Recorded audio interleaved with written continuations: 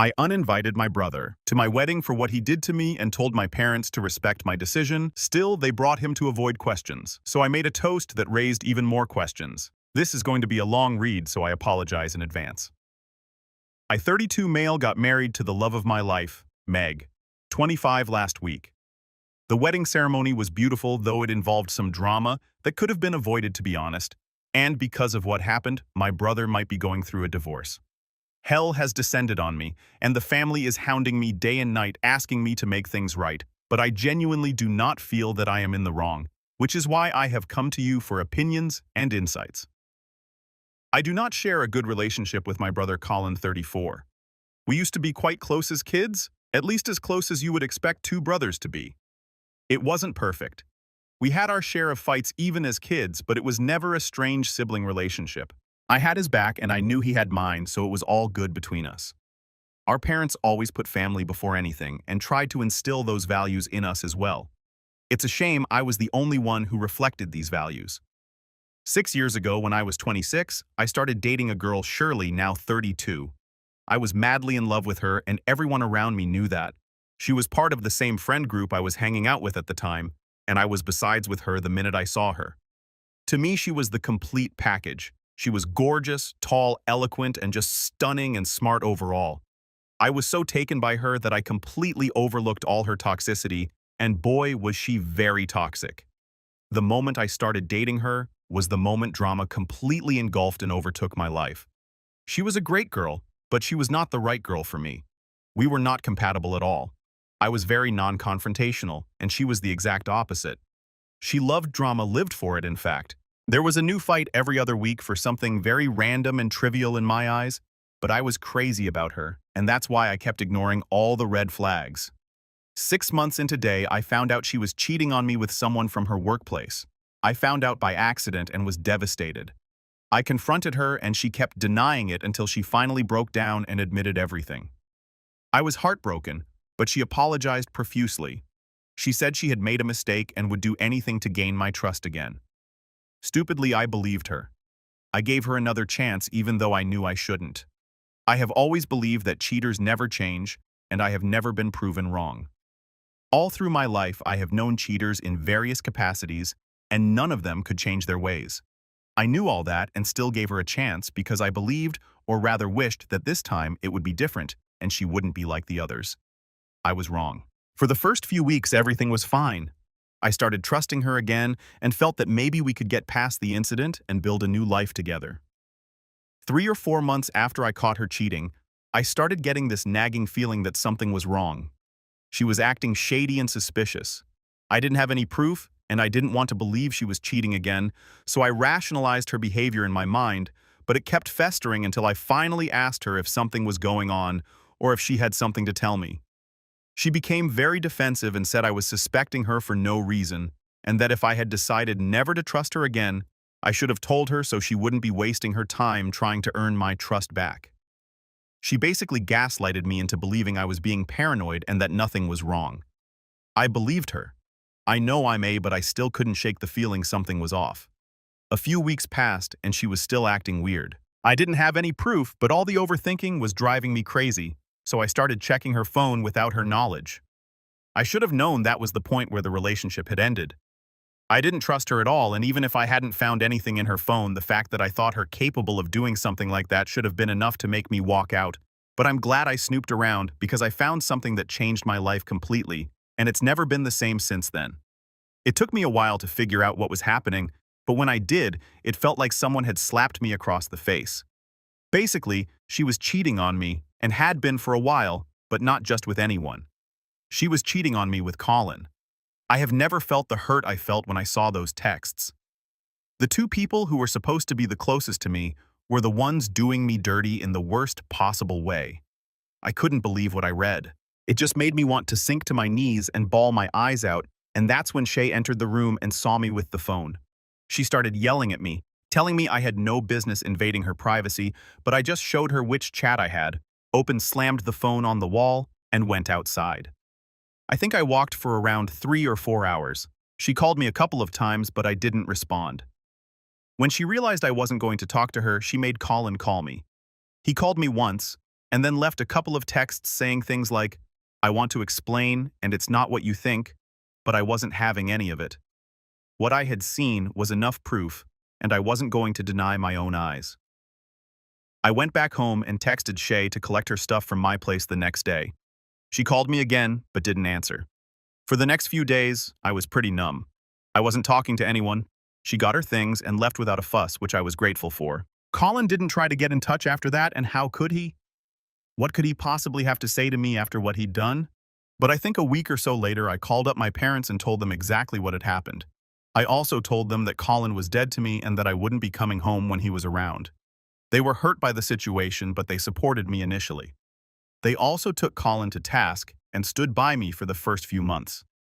From what I know, Colin got really defensive and told them Shay and he were in love, but they weren't having any of it, and I'm very grateful for that. I just cut Colin off completely and went to therapy. In therapy, I realized how toxic Shirley was for me, and that's when I began to genuinely believe that God had actually saved me through this whole fiasco, even though it hurt like hell. I moved on from that incident gradually, but I never forgave Colin and never spoke to him again. A few months later, I met Meg, and the rest is history.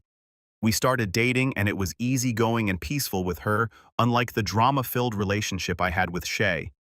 I didn't tell anyone in the family about Meg until a couple of years later when we had decided we wanted to get married.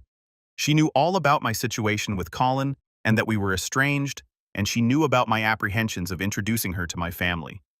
When I introduced her to my parents and told them we were engaged, they were delighted. They were also relieved, I guess. They congratulated me on finding someone and said they were happy for me. They also said to my face they were even happier because now we could be a real family again.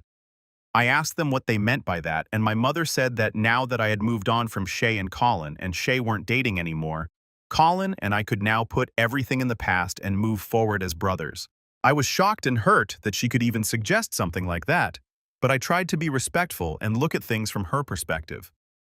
I told her that while I knew she thought the issue was automatically and miraculously resolved because I had moved on and Colin and Shay weren't dating anymore, the fact of the matter was that my brother went behind my back and slept with my girlfriend. I told Mom that there would never come a time that I would forgive him or that I would move past this. It wasn't about Shay. It was about how Colin could betray me like that. Mom got angry when I said this and told me I had to realize that no matter what happens, Colin and I are family, and as brothers, we have to stick together no matter what. I told her this little family lesson should have been given to Colin too, that we stand by each other and remain loyal to each other no matter what. I told her he was the one who wronged me, and I was the victim, so I got to decide whether or not I wanted to forgive him. It was getting pretty heated between Mom and me, and Dad came to my rescue.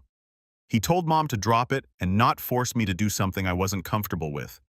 Mom agreed, but I could tell she was salty about it. Dinner was awkward, and Mom tried to rope in Meg and get her to make me see sense. Meg just said she believed I was capable of making decisions for myself and that I would forgive Colin in my own time if that ever came. Mom was practically seething at this point. I don't know why or how she thought I would just forget something like this and move on, but she had this fantasy image of how our family was and would be forever, and she did not want to accept that the farce was broken and there was no way now that the family would go back to the way it was all those years ago. Dad told Mom that there would be no further discussion on the topic, and she agreed. Things were tense between us for a while, but they got better gradually. She didn't bring up Colin again and tried to be very mindful of boundaries, so I had no reason to complain. Little did I know my parents were planning a little intervention and were all geared up to ruin my wedding. Mom was involved in the wedding planning, as was Meg's mom. She knew how many guests were coming, the dress code, the preparations, and the like much in advance. My dad wasn't very involved in the process. Mom did nothing suspicious during the entire planning period. Colin was not mentioned even once.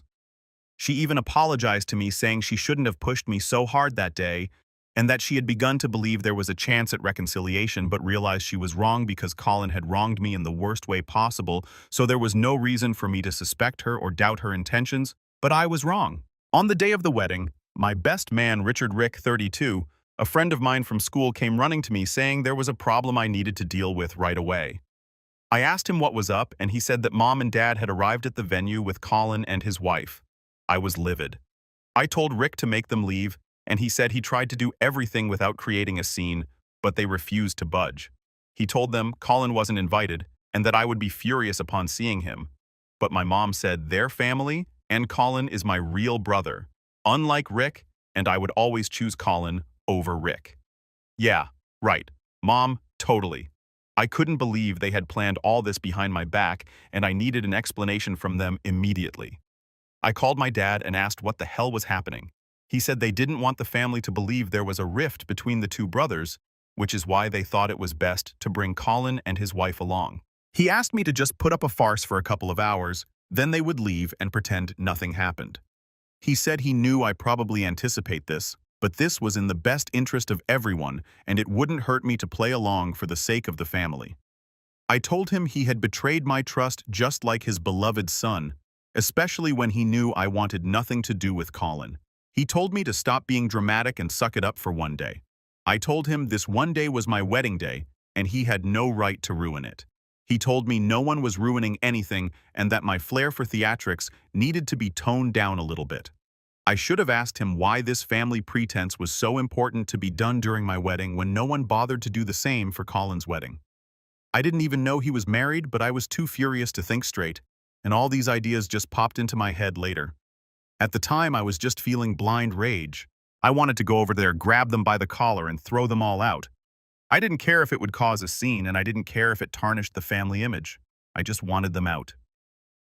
I couldn't think straight when Rick came to me with an idea that was much more vindictive and much less violent. He told me there was only one way to get back at everyone, and if I was okay with it, it could be done. The idea seemed good to me, but it was also too much drama for a wedding, and I didn't want to ruin Meg's day as well. I told Rick I would think about it and let him know. The wedding went without a hitch, but Meg had seen Colin and his wife and asked me what was up. I told her in brief what had happened. Once the ceremony was over, I took her aside and asked if she was okay with me doing what Rick and I had planned. She was a little hesitant, but said, if that was what I needed to do to put my family in place, there was no better time or place than this and that. I had her complete support. I thanked her. God, I love my wife, and I told her to just sit back and enjoy the drama. When close friends and family were seated together, some people got up to make a toast. Rick started the whole thing because our plan was for me to make a toast to Colin and tell everyone how it was, because of him, that I met my wife, because he slept with my ex-girlfriend, leading to a breakup. It would be brutal for Colin and for my parents because I would be detailing everything in my toast, but they deserved it. Colin did for being a piece of, and my parents did for having no regard for my feelings and the hurt I faced. They only cared about the image of the family and society, and Colin and I was going to tear both to shreds in front of the entire world for all to see. Once everyone was done saying things about Meg and me, I got up and said I had a toast to make too. I don't remember what I said exactly, but I'll give you the gist. I started by saying I wanted to make a toast to my dear brother Colin. The minute I said that, he and my parents turned white as a sheet. His wife, however, looked only confused, and I had a hunch she didn't know why Colin and I were estranged, and to top it all, she was heavily pregnant. That part made me mad too. Why was he at my wedding parading his pregnant wife around? It seemed to me he just wanted to steal the thunder, nothing else. Anyway, I continued with my toast. I said, Colin and I had been brothers for the longest time, and even though he stabbed me in the back in a way worse than an enemy, I still wanted to thank him, because it was his betrayal that ultimately led me to Meg. I went on to detail how I first found love as a 26-year-old man with a girl who wasn't right for me, but I was young and naive, so I overlooked all her flaws. It was only when she committed the worst act that I took the decision to leave her, and then I dropped the bomb on everyone present. I said my ex-girlfriend had cheated on me with my brother, and that was the last straw that made me break up with her, go on a journey of healing, and find my wife Meg. I didn't spare my parents either. I said I had held a grudge against Colin for the longest time, to the point that we hadn't been in contact for 5 years, but I was glad my parents had chosen to bring him and his wife in secret, so I could finally express my gratitude to Colin for doing what he did and orchestrating the right events in my life. I know my parents were humiliated, but that's what I wanted. They had trampled over every single boundary of mine, and I was not about to let them off so easily. The gasps from the crowd were audible, and it looked as if my mother would start crying right there. There was no way to defuse the situation. I had said it all for everyone to hear. Colin's wife, I don't even know her name, was looking at him in disbelief, and Colin couldn't look up and meet anyone's eye. It was utterly embarrassing for him, and neither Rick nor Meg nor I did anything to make the situation less awkward. My parents were sitting there staring at the ground. Dad was twiddling his fingers and Mom was trying her hardest to stop crying, but even her faintest sniffles were audible. The room was that quiet. I felt like I could hear my heartbeat in that eerie silence. I just sat down after my toast and started eating. Everyone was staring at Colin and my family, but nobody said anything. Finally, it was his wife who got up, apologized on his behalf, and thanked us for having them and allowing them to be a part of the celebration, and then she stormed off. I kind of felt bad for subjecting her to this humiliation for no fault of hers, but I couldn't help it. I had to take Colin and my parents to task, and it's a shame she got caught in the crossfire. My parents and my dear brother left soon after, and only then did the real fun begin. However, my parents, especially my mother, have bombarded me with texts saying I had no right to wear the family's dirty laundry in public and that I had torn their dignity to shreds in front of everyone. I didn't respond because I wanted to enjoy at least some of my wedding. Mom has since then started texting Meg, and I know it's getting to her. I told Meg to block Mom, but she just keeps texting her from new numbers or messaging her from new accounts on Instagram.